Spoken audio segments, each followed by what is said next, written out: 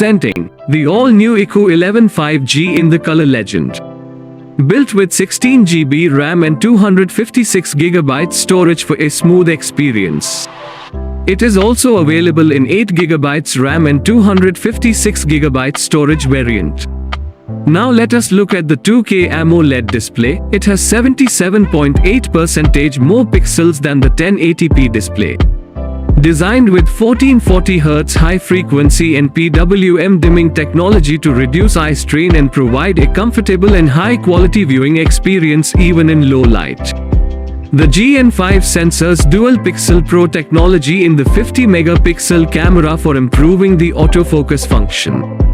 Powered by the Snapdragon 8 Gen 2 mobile platform adopts TSMC 4nm process which has 10% higher CPU peak performance and 20% higher GPU peak performance than Snapdragon 8 Plus Gen 1.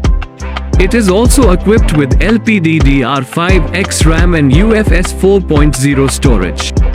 Moving on to its powerful graphic V2 chip delivers better gaming and photography experience for shooting better night videos and photos. It can increase the frame rate from 45 FPS, 60 FPS to 90 FPS and 120 FPS respectively.